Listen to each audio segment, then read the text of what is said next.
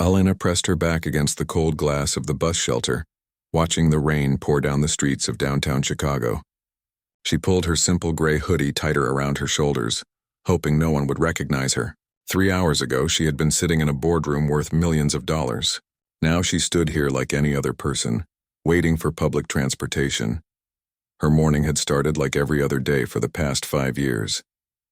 Wake up at 5, check the Asian markets, review overnight reports from her international offices, then head to Mitchell Industries headquarters in her black sedan. But today, everything went wrong. Her driver Carlos called in sick with the flu. Her backup driver was already booked with another executive. The car service app crashed on her phone. And then, the final blow, her phone died completely. Elena laughed to herself, but not in a happy way. Here she was, worth over $2 billion, and she couldn't even get home from work. She had money, yes, but it was all tied up in accounts and cards that needed her phone to access. In her purse, she found exactly $3.75 in cash. She couldn't remember the last time she had carried actual money. The bus pulled up to the stop with a loud screech of brakes.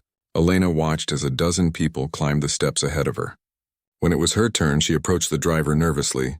"Hi, how much is the fare?" she asked, her voice smaller than usual.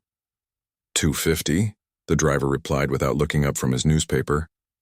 Elena counted her coins twice, hoping somehow more money would appear. $2.75. She was 25 cents short. Behind her, she could hear people getting impatient. Someone cleared their throat loudly.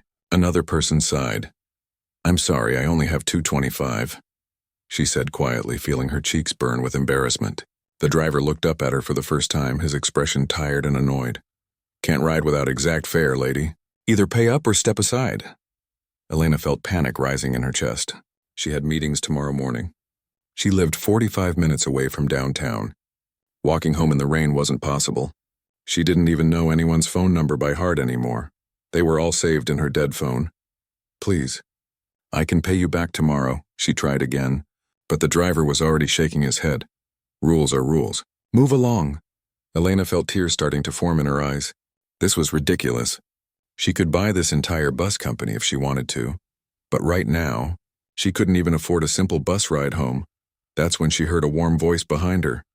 "I got it." Elena turned around to see a man about her age reaching into his pocket. He had kind brown eyes and dark hair that looked like he had been working outside all day. His hands were rough and calloused, with small cuts that showed he worked with them for a living. His clothes were simple, worn jeans and a blue flannel shirt that had seen better days. Without saying another word, he stepped forward and dropped exact change into the fare box. "There you go," he said to the driver, then looked at Elena with a gentle smile. "Everyone has tough days." Elena stared at him, completely speechless. In her world, people helped others because they wanted something in return. Business deals, connections, favors, opportunities. But this stranger had just helped her for no reason at all. He didn't know who she was. He didn't want anything from her. He was just being kind. "Thank you," she finally managed to say, her voice barely above a whisper. "No problem," he replied, gesturing for her to go ahead of him into the bus. Elena found an empty seat near the middle and sat down, her heart still racing from the embarrassment and surprise. A minute later, the man who had helped her sat down across the aisle. She snuck glances at him during the ride, trying to figure out who he was. His work boots were muddy but well-maintained. A hard hat sat in his lap, along with what looked like architectural drawings rolled up in a tube. Construction worker, maybe, or some kind of contractor. His face had the kind of tan that came from spending days in the sun, not from expensive vacations to tropical resorts. What struck her most was how peaceful he looked. While everyone else on the bus stared at their phones or looked stressed about their day, he just sat quietly, watching the city go by through the rain-streaked windows. There was something calm about him that Elena rarely saw in her high-pressure world. 20 minutes into the ride, Elena realized she had no idea where this bus was going. She had just gotten on without asking, grateful to be moving somewhere, anywhere. Panic started to set in again. "Excuse me," she said softly to the man who had helped her. He looked over with those same kind eyes. "Yeah? I'm really sorry to bother you again, but do you know where this bus goes? I don't usually—" She trailed off, not sure how to explain without sounding completely helpless. "First time on public transit?" he asked, but not in a mean way. There was understanding in his voice. Elena nodded, feeling embarrassed again. No worries. This route goes all the way out to Riverside. Where do you need to get to? Elena told him the general area where she lived, trying not to mention that it was one of the most expensive neighborhoods in the city. Oh, you'll want to transfer at 5th Street. I can show you when we get there if you want. You would do that?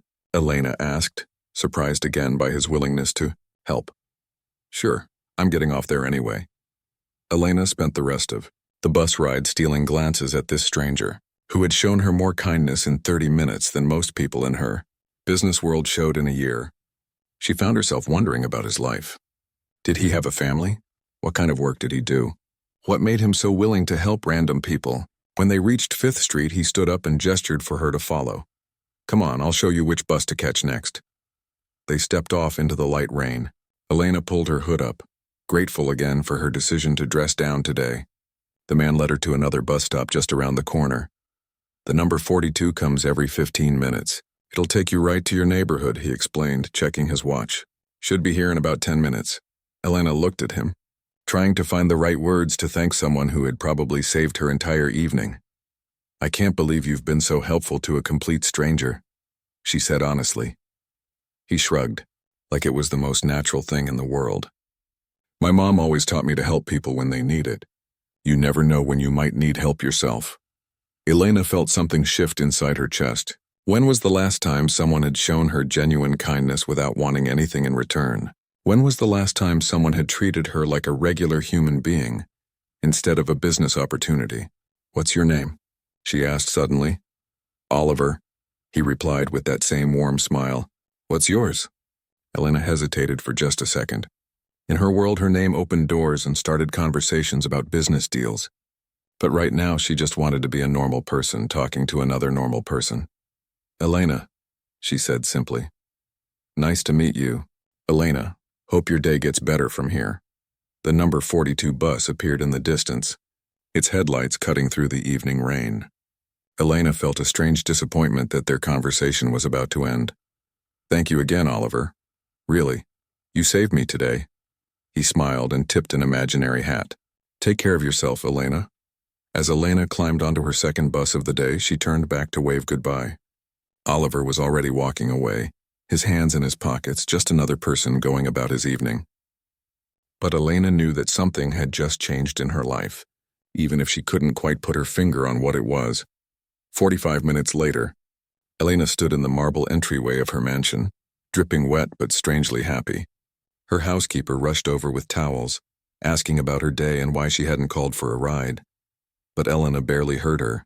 She was thinking about kind brown eyes, calloused hands, and the simple generosity of a stranger named Oliver, who had no idea he had just helped one of the richest women in America. And more than that, she was wondering if she would ever see him again. Elena found herself thinking about Oliver for 3 straight days. During board meetings, she would remember his kind eyes. While reviewing quarterly reports, she would think about his calloused hands and wonder what kind of work he did. At night, lying in her king-sized bed in her empty mansion, she would replay their conversation over and over. This was completely unlike her. Elena Mitchell had built a billion-dollar empire by staying focused. She didn't get distracted by random encounters with strangers. She didn't daydream during important meetings. She definitely didn't lie awake at night thinking about bus rides and acts of kindness. But here she was on Thursday afternoon, making an excuse to leave work early. She told her assistant Rebecca that she had a dentist appointment. Then she drove her Range Rover to a parking garage 6 blocks away from the bus stop, where she had met Oliver, and walked the rest of the way.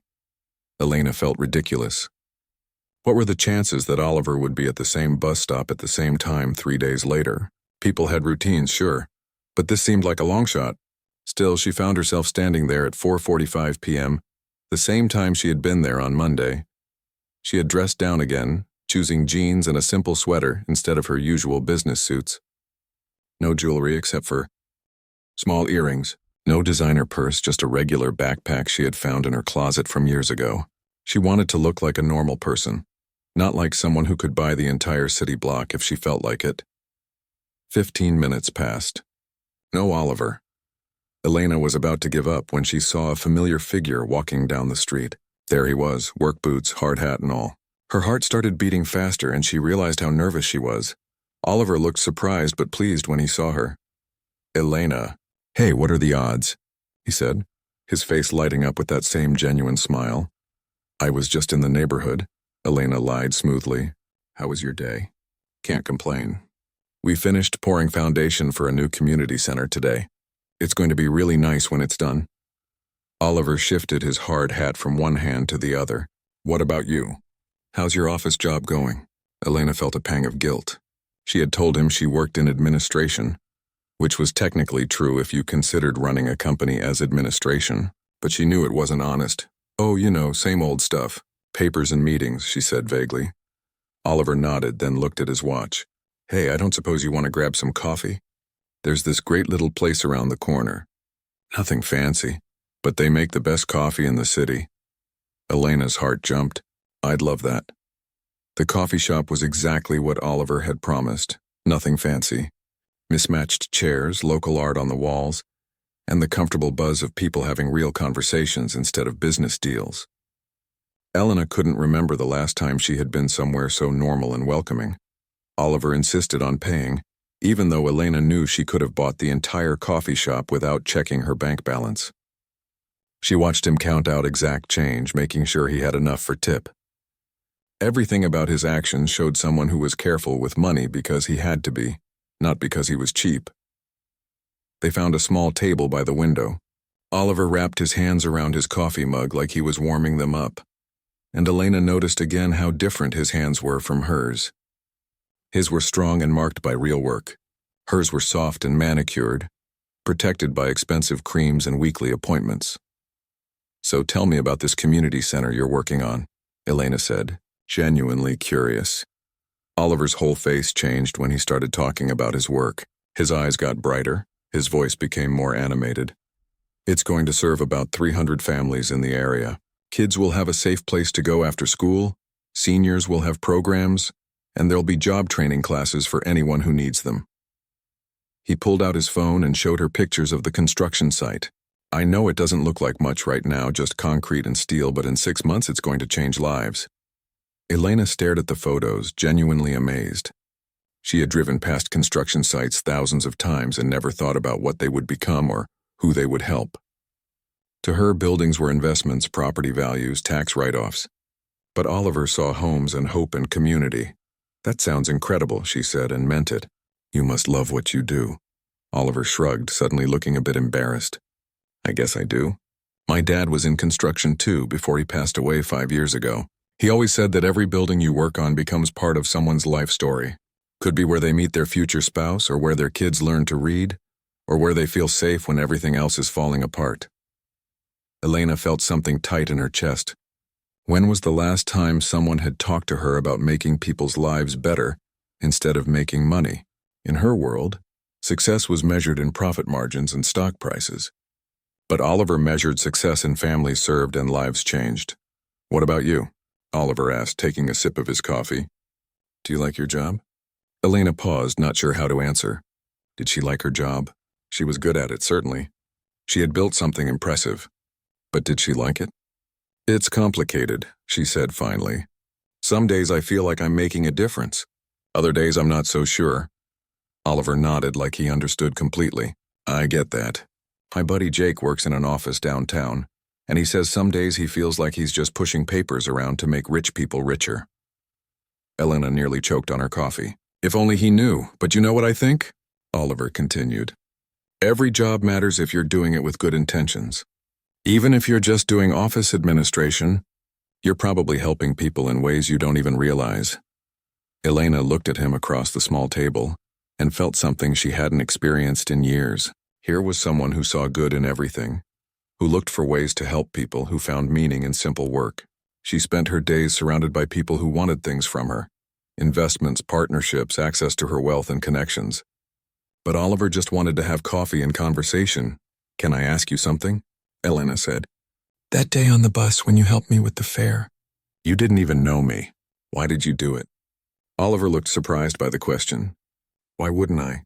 You needed help, I could help. Doesn't seem complicated to me. But what if I had been lying? What if I was trying to scam you or take advantage? Oliver thought about this seriously.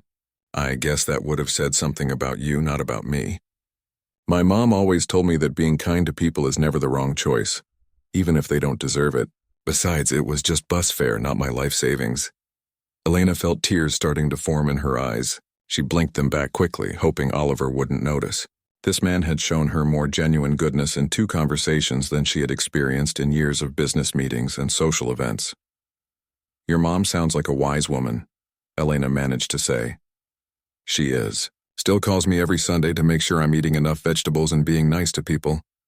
Oliver laughed. She lives in Ohio now, near my sister and her kids. I send her money when I can, help with her medical bills and stuff. She worked 2 jobs to raise me and my sister after Dad left. Least I can do is take care of her now. Elena felt her heart break a little bit more. Oliver was sending money to his mother while carefully counting change for coffee. Meanwhile, Elena had more money than she could spend in 10 lifetimes and had never even asked her housekeeper how her family was doing. They talked for 2 hours. Oliver told her about his dream to start his own construction company someday, focusing on affordable housing for working families. He talked about volunteering at the community center on weekends, teaching kids basic carpentry skills. He showed her pictures of a bookshelf he had built for the local library, beaming with pride like it was the greatest accomplishment in the world. Elena found herself lying more and more as the conversation continued. When Oliver asked where she lived, she described an apartment complex she had seen online. When he asked about her family, she made up stories about parents in another state and kept things vague. With every lie, Elena felt worse, but she also felt more desperate to keep this going. For the first time in years, someone was talking to her like she was just a regular person. Oliver wasn't impressed by her wealth or her connections or her business success because he didn't know about any of it. He was interested in her thoughts, her opinions, her laugh. When it was time to leave, Oliver walked her to the bus stop again. I had a really good time today, he said simply. I don't suppose you'd want to do this again sometime? Elena felt her heart race. I'd really like that. They exchanged phone numbers and Elena gave him her personal cell number, the one that only 5 people in the world had access to. As she rode the bus home, Elena realized that for the first time in longer than she could remember, she was genuinely excited about something that had nothing to do with work or money or business success. She was excited about seeing Oliver again, about continuing their conversation, about learning more about this man who saw goodness everywhere and shared his lunch money with strangers. Elena also realized something else that made her stomach drop. She was falling for him, and she was building their entire relationship on lies. Over the next 3 weeks, Elena's entire life changed in ways she never expected. What started as coffee meetings twice a week became lunch dates, then evening walks, then weekend adventures around the city. For the first time since building her company, Elena found herself canceling meetings, rescheduling conference calls, and leaving work early. Her assistant Rebecca was concerned. Elena had never missed a board meeting in 5 years, but last Tuesday she claimed to have food poisoning just so she could meet Oliver at the park. When investors from Japan wanted to schedule a video call during her usual Oliver time, Elena told them she had a doctor's appointment. Are you feeling all right, Ms. Mitchell? Rebecca asked one Thursday morning. You've had a lot of appointments lately. Elena felt her cheeks burn with embarrassment. She was lying to everyone now, not just Oliver. I'm fine, Rebecca. Just taking better care of myself. That afternoon, Elena met Oliver at their usual coffee shop. She had started thinking of it as their place, even though they had only been there together 5 times. Oliver was already waiting, reading a worn paperback book about sustainable building practices. Sorry I'm late, Elena said, sliding into the chair across from him. Traffic was terrible. Actually, she had been in a budget meeting that ran long because she kept daydreaming about Oliver's smile instead of paying attention to revenue projections. But she couldn't exactly tell him that. No worries. I ordered you the usual, Oliver said, pushing a coffee cup toward her. He had remembered that she liked her coffee with just a splash of cream and no sugar. It was such a small thing, but it made Elena's heart flutter. You're too good to me, Elena said, and immediately wished she hadn't. It sounded too romantic, too serious for whatever they were doing, but Oliver just smiled. My sister always says I'm too nice for my own good. She thinks people take advantage of me. Elena nearly choked on her coffee. If only he knew how much she was taking advantage of his kindness by lying about everything. "Tell me about your sister," Elena said, desperate to change the subject away from her own guilty feelings. Oliver's face lit up the way it always did when he talked about his family. "Her name is Amy. She's a teacher in Ohio, married to a good guy named Tom. They have 2 kids, Sophie and Ben. Sophie just turned 8 and she's convinced she's going to be a construction worker like her Uncle Oliver." He pulled out his phone and showed Elena pictures of a gap-toothed little girl wearing a tiny hard hat that was way too big for her head. Elena felt something squeeze tight in her chest. She couldn't remember the last time someone had shared family photos with her, just because they wanted to, not because they were trying to impress her or get something from her. "She's adorable," Elena said, studying the picture. "Does she really want to be in construction?" "She says she wants to build houses for people who don't have any. Last time I visited, she built the most elaborate fort out of cardboard boxes for her stuffed animals, said it was low-income housing for toys." Oliver laughed, but Elena could hear the pride in his voice. Elena felt tears threatening again. Here was an 8-year-old girl who already understood that some people needed help, while Elena had spent years focused only on making more money for people who already had plenty. "That's beautiful," Elena said quietly. "Kids see the world so clearly, you know, before adults teach them to be cynical." Oliver put his phone away and looked at Elena seriously. "Actually, that reminds me. I wanted to ask you something." Elena's heart started racing. Was he going to ask about her job again? Her family? Something she would have to lie about? "This Saturday I volunteer at the community center downtown. We do a kids' workshop, teaching basic woodworking and tool safety. Nothing dangerous, just letting them hammer nails into boards and sand pieces of wood smooth. Would you want to come help out?" Elena stared at him, completely surprised. "You want me to help teach kids woodworking?" "Why not? You've got steady hands and you're patient. Plus, these kids could use more positive role models in their lives. A lot of them come from single-parent homes or families that are struggling financially." Elena felt panic rising in her chest. She had never been around children, except for awkward moments at charity events where she would shake hands with kids for photo opportunities. What if they asked her questions she couldn't answer? What if her lies became even more complicated? But looking at Oliver's hopeful face, she couldn't say no. "Okay," she heard herself saying. "I'd like that."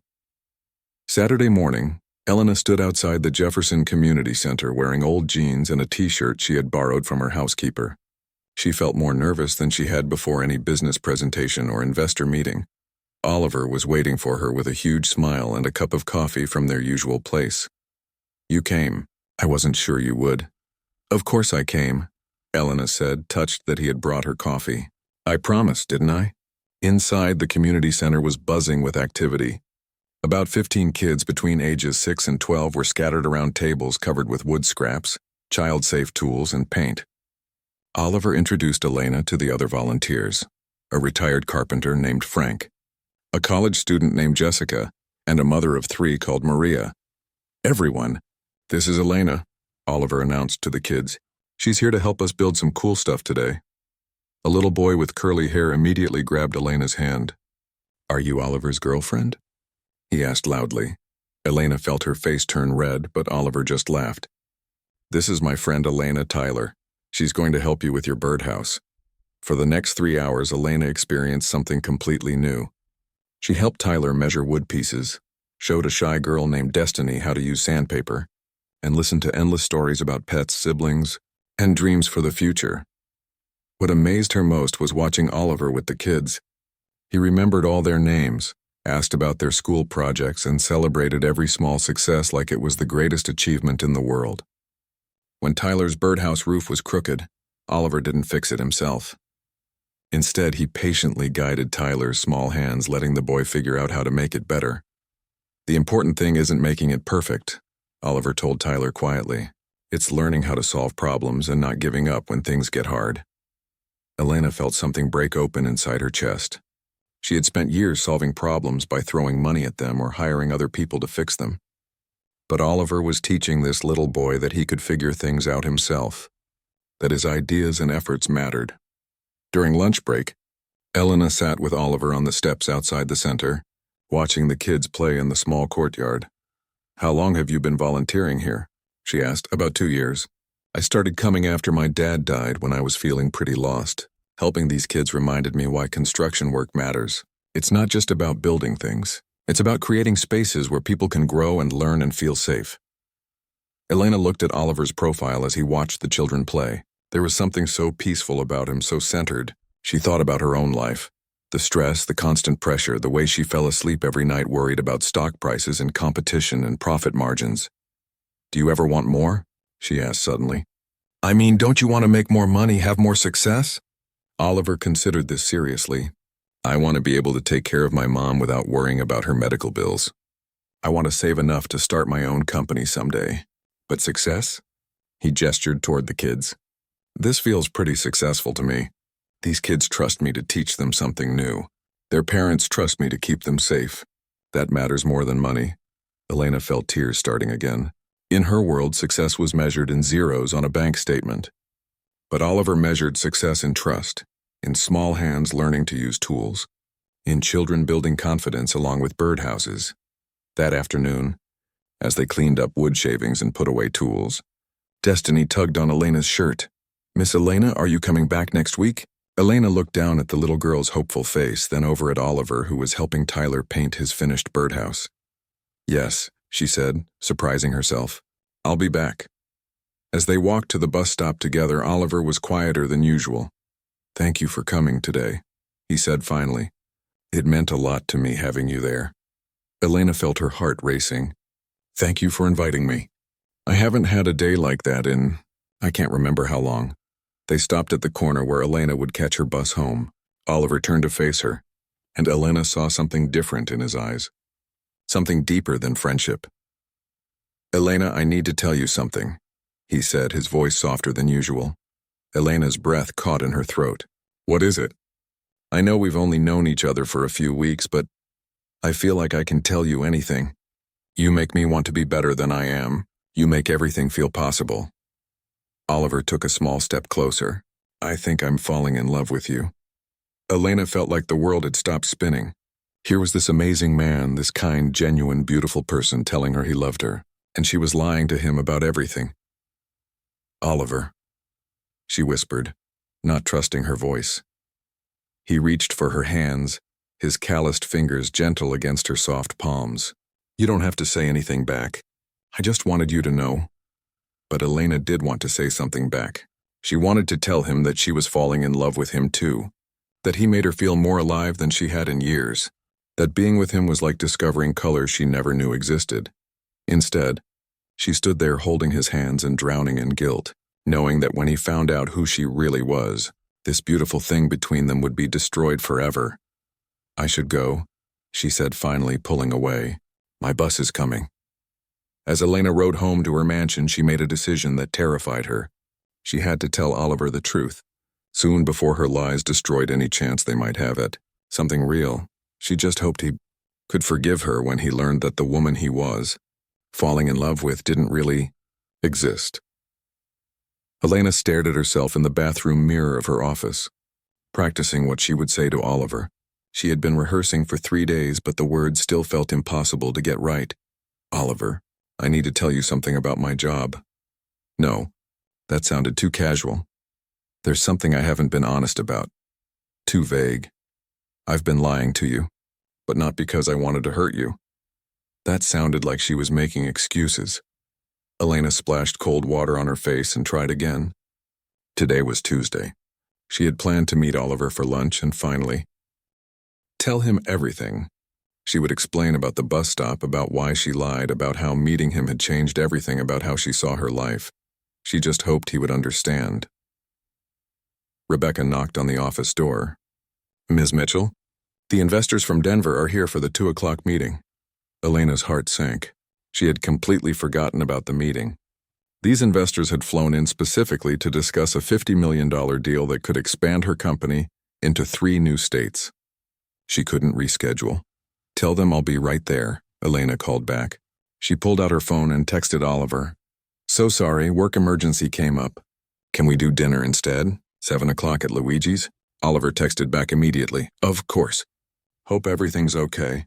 See you tonight." Elena felt another wave of guilt. Even her text was a lie. This wasn't an emergency. She had just forgotten about her own meeting because she spent all her time thinking about Oliver now. The meeting with the Denver investors dragged on for 3 hours. Elena tried to focus on profit projections and market analysis, but her mind kept wandering to what she would say to Oliver in a few hours. How do you tell someone you've been pretending to be a completely different person? By the time the meeting ended, Elena was exhausted and even more nervous about dinner. She was gathering her papers when Rebecca appeared in the doorway looking flustered. "Ms. Mitchell, there's someone here to see you. He doesn't have an appointment, but he says it's important. His name is Oliver Chen." Elena felt her blood turn to ice. Oliver was here. At her office. At Mitchell Industries headquarters. What did you tell him? Elena asked, her voice barely above a whisper. Nothing yet. He's waiting in the lobby. Should I have security escort him out? No, Elena said too quickly. No, I'll handle it. Elena's hand shook as she tried to figure out what to do. The lobby of Mitchell Industries was like a shrine to her success. Marble floors, gold lettering, awards covering the walls, and a huge portrait of her accepting an Entrepreneur of the Year award. There was no way to hide who she was down there. Maybe she could meet him outside. Maybe she could make up another lie. Say she was visiting a friend who worked here. But as Elena stepped off the elevator into the lobby, she saw that it was already too late. Oliver stood in the middle of the vast marble space, looking completely out of place in his work clothes and boots. He was staring up at the wall display that showed the company's history, including a timeline with photos of Elena through the years. Baby pictures of the company's growth, pictures of Elena ringing the opening bell at the stock exchange, pictures of Elena receiving awards from mayors and governors. But what made Elena's heart stop was the expression on Oliver's face. He looked confused, then shocked, then something that looked like he had been punched in the stomach. Oliver, Elena said quietly, walking toward him on unsteady legs. He turned around, and Elena saw something in his eyes she had never seen before. Not the warm kindness she had grown used to. Not even anger. It was disappointment so deep it made her want to disappear. Elena Mitchell, Oliver said slowly, reading the nameplate on the wall behind her. Chief Executive Officer. Founded 2019. Current net worth estimated at $2.3 billion. Elena opened her mouth to explain, but Oliver held up his hand to stop her. I came to surprise you at work. I thought it would be romantic. His voice sounded hollow, like he was talking from very far away. I brought you flowers and was going to ask if you wanted to grab lunch somewhere nice. I was going to tell you that I've been saving up money for weeks so I could take you to that fancy restaurant you mentioned once. Elena felt tears starting to fall down her cheeks. Oliver, please let me explain. Explain what exactly? Oliver's voice was getting louder and people in the lobby were starting to stare. Explain how you've been lying to me about every single thing for over a month. Explain how you watched me worry about paying for coffee while you could buy the entire building. A security guard started walking toward them, but Elena waved him away. You don't understand, Elena said desperately. I never meant for it to go this far. At first, I just wanted to be a normal person for once in my life. A normal person? Oliver laughed, but there was no humor in it. You think lying to people is what normal people do? You think watching someone count out change for bus fare when you have billions of dollars is normal? Elena flinched like he had slapped her. That's not fair. You don't know what my life is like. You're right, I don't know what your life is like. Because you lied to me about everything. Oliver's voice cracked slightly. I told you about my mom's medical bills. I told you about saving money to start my own business. I told you about wanting to help families afford decent housing. And the whole time you could have solved every problem I mentioned without even checking your bank account. I wanted to help, Elena said weakly. I was trying to figure out how to help without you knowing it was me. Oh, that's rich. You were going to help me? Like I'm some charity case for you to feel good about? Oliver shook his head in disgust. Is that what this whole thing was? Some rich person's hobby? Let's see how the poor people live. No, Elena said, her voice breaking. It wasn't like that at all. What we had was real. What we had was based on lies, Elena. Every conversation, every moment, every time you smiled at me like you understood what I was talking about. It was all fake. Elena reached for his arm, but Oliver stepped back like her touch would burn him.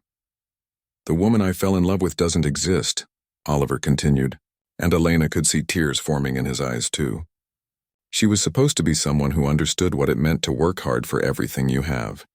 Someone who knew what it felt like to worry about money and take care of family and try to make a difference in small ways. I do understand those things now, Elena said desperately. Being with you taught me what really matters. You changed everything about how I see the world. I didn't change anything, Elena. I was just entertainment for you, a fun little experiment to see how the other half lives. Oliver picked up the flowers he had dropped on the marble floor, but they were crushed and wilted now. You know what the worst part is? I actually thought you liked me for who I am. I thought I had finally met someone who saw something good in me. I do see something good in you, Elena sobbed. I see everything good in you. You're the best person I've ever met. But you don't respect me enough to tell me the truth. Oliver looked around the elegant lobby one more time, taking in the marble columns and gold fixtures. This is who you really are. This is your world. I was just visiting. Elena watched in horror as Oliver walked toward the exit. She ran after him, her heels clicking loudly on the marble floor. Oliver, wait. Please, give me a chance to make this right. He stopped at the revolving door and turned back to look at her one last time. The disappointment in his eyes was so deep that Elena felt like she might collapse. You want to make this right? Here's how you make it right. You stop pretending to be someone you're not. You stop playing games with people's feelings. And you let me go back to my real life where people are honest with each other. I love you, Elena whispered, knowing it was probably too late, but needing to say it anyway. Oliver's face softened for just a moment, and Elena saw a flash of the man she had fallen in love with. But then his expression hardened again. The Elena I love doesn't exist, he said quietly. She never did.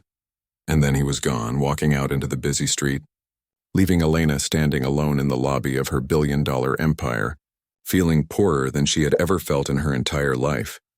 Elena sank down onto one of the marble benches, not caring that her employees and visitors were staring at her. She had built this company from nothing. She had overcome every obstacle, defeated every competitor, achieved every goal she had ever set for herself. But she had just lost the only thing that had ever made her truly happy, and all the money in the world couldn't buy it back. For the first time in her adult life, Elena Mitchell had encountered a problem that couldn't be solved with wealth or power or influence. She had broken something precious through her own choices, and no amount of success could fix what she had done to the man who had shown her what love actually felt like. For 2 weeks, Elena felt like she was sleepwalking through her own life. She went to meetings, signed contracts, and made decisions that affected thousands of employees and millions of dollars, but none of it seemed to matter anymore. Her assistant Rebecca was worried. Elena had always been focused and driven, but now she spent most of her time staring out her office window at the city below. She barely ate, rarely spoke during meetings, and seemed to have lost all interest in the company she had built from nothing.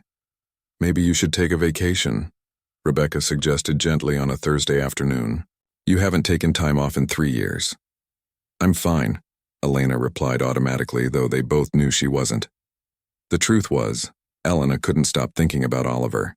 She replayed their last conversation over and over, hearing the hurt in his voice, seeing the disappointment in his eyes. She had hurt the best person she had ever known, and she had no idea how to fix it. Worse than that, she was starting to understand that Oliver had been right about everything. She had been playing a game with his feelings. She had watched him worry about money while sitting on billions. She had let him pay for coffee and bus fare and flowers while knowing she could solve every financial problem he had ever mentioned. On Friday evening, Elena drove past the community center where she had volunteered with Oliver. Through the windows, she could see children working at tables, probably building birdhouses and learning to use tools safely. She wondered if Oliver was in there, teaching kids the way he had taught Tyler to measure wood and help Destiny with sandpaper. Elena parked her car and sat there for an hour, watching parents pick up their children, seeing volunteers clean up wood shavings and put away tools. She wanted to go inside more than anything, but she knew she had lost the right to be part of that world. That night, Elena couldn't sleep. She kept thinking about something Oliver had said during one of their coffee dates. Every building you work on becomes part of someone's life story. Could be where they meet their future spouse, or where their kids learn to read, or where they feel safe when everything else is falling apart. Elena had millions of dollars that she could use to create those kinds of spaces for people. But instead of thinking about families and safety and hope, she had always thought about profit margins and tax benefits and return on investment. For the first time since starting her company, Elena began to wonder if she had been building the wrong things for the wrong reasons. Saturday morning, Elena did something she had never done before. She got in her car without telling Rebecca or her security team where she was going, and drove to the neighborhood where Oliver lived. She didn't go to see him. She wasn't ready for that, and she wasn't sure he would ever want to see her again. Instead, she drove around the streets looking at the apartment buildings, the corner stores, the small houses with tiny yards where children played. This was Oliver's world. These were the families he wanted to help, the community he cared about, the place where he saw potential instead of problems. Elena parked in front of a small playground where several children were playing while their parents watched from benches. She noticed that the playground equipment was old and rusty. The swings had chains that looked unsafe. The slide had a crack running down one side. Without really thinking about what she was doing, Elena pulled out her phone and started making calls. "Rebecca, I need you to find out who's in charge of maintenance for Jefferson Park. Then I need you to set up a meeting with the city council member for this district. No, I know it's Saturday. Yes, this is important." Over the next week, Elena worked harder than she had in months, but not on her usual business deals. She researched playground equipment companies, met with city officials, and talked to parents in Oliver's neighborhood about what their children needed. She also did something else that surprised everyone who knew her. She announced that Mitchell Industries would be starting a new division focused on affordable housing and community development, not as a tax write-off or a publicity stunt, but as a real commitment to building homes and spaces that working families could actually afford. Elena's board of directors was confused. Her investors were concerned. Her lawyers wanted to know if she was having some kind of breakdown. "This isn't like you, Elena," her business partner David said during a board meeting. "Community development doesn't have the same profit potential as our usual projects." "Maybe profit shouldn't be the only thing we think about," Elena replied, surprising herself as much as everyone else in the room. 2 weeks later, Elena was back at Jefferson Park, watching a crew install brand new playground equipment. She had paid for everything herself, not through the company. She didn't want any publicity or recognition. She just wanted children to have a safe place to play. That's when she saw him. Oliver was walking across the park with Tyler, the little boy who had asked if Elena was his girlfriend that day at the community center. They were carrying a small wooden birdhouse, probably heading to hang it in one of the oak trees. Elena's heart started racing. She wanted to run, to hide, to avoid another painful conversation, but she also wanted to see Oliver again more than she wanted anything else in the world. Oliver noticed her before she could decide what to do. He stopped walking and stared at her for a long moment. Elena couldn't read his expression, but at least he didn't look angry anymore. He looked tired and sad and maybe a little confused. Tyler saw Elena too and immediately ran over to her. "Miss Elena, you came back." "Oliver said you might not come back, but I knew you would because you promised to help me finish my birdhouse next time." Elena felt tears starting in her eyes. She had forgotten that she had made that promise to Tyler during her first day volunteering. It seemed like a lifetime ago. "Hi, Tyler," Elena said softly. "Your birdhouse looks beautiful. Oliver helped me paint it blue because that's my favorite color. Want to see where we're going to hang it?" Elena looked at Oliver, asking permission with her eyes. After a moment that felt like forever, Oliver nodded. They walked together to a large oak tree at the edge of the playground. Tyler chattered the whole way, telling Elena about school and his new pet hamster and how he had been practicing hammering nails into boards in his backyard. While Tyler looked for the perfect branch, Oliver and Elena stood in awkward silence. "Nice playground," Oliver said finally, gesturing toward the new equipment. "The old one wasn't safe," Elena replied quietly. Oliver looked at her with something like surprise. "You did this?" Elena nodded, not trusting her voice. They watched Tyler climb carefully up the oak tree, carrying his birdhouse and a small hammer. Oliver spotted him from below, making sure he didn't fall. "Tyler," Oliver called up, "remember what we talked about? Make sure the entrance hole faces away from the wind." "I remember," Tyler called back proudly. Elena watched Oliver's patient guidance and felt her heart breaking all over again. This was the man she had fallen in love with. Not because of what he could give her, but because of who he was. Kind, generous, real in ways that Elena had forgotten people could be. Oliver, Elena said quietly, I need to tell you something. He looked at her warily like he was preparing to be hurt again. I know I don't deserve it, but I need you to know that the feelings I had for you were real. Everything else was a lie, but that wasn't. I fell in love with you, not the other way around. Oliver was quiet for a long time, watching Tyler secure his birdhouse to a sturdy branch. I know, he said finally. I've been thinking about it for weeks, and I know the difference between real feelings and fake ones. What scared me wasn't that you lied about your job. What scared me was thinking that I had imagined everything good between us. Elena felt hope flickering in her chest for the first time in weeks. You didn't imagine it, she whispered. Oliver turned to face her fully. The woman who volunteered with kids, who listened to my stories about my family, who cried when she saw Tyler's first birdhouse. That was really you? That was more me than I've been in years, Elena said honestly. Tyler climbed down from the tree, beaming with pride at his handiwork. Perfect. Now the birds will have a safe place to live. Elena and Oliver both smiled at Tyler's satisfaction, and for a moment, everything felt normal again.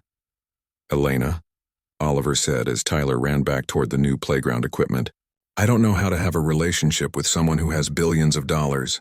I don't know how to trust someone who lied to me about everything, but I know I can't stop thinking about you. Elena felt tears of relief streaming down her face. I don't know how to be in a relationship where someone loves me for who I am, instead of what I can do for them. But I want to learn.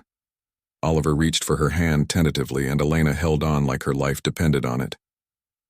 Maybe we could start over, Oliver said. Hi, I'm Oliver Chen. I'm a construction worker who dreams of building homes for families who need them. Elena laughed through her tears. Hi, I'm Elena Mitchell. I run a company, but I'm learning that the most important things in life can't be bought. Want to go get some coffee and talk about it? Oliver asked, squeezing her hand gently. I'd love that, Elena said. And Oliver? This time I'm buying. They walked hand in hand toward their old coffee shop. While behind them, Tyler's blue birdhouse swayed gently in the oak tree, waiting to provide a safe home for whatever small creature might need shelter from the storm.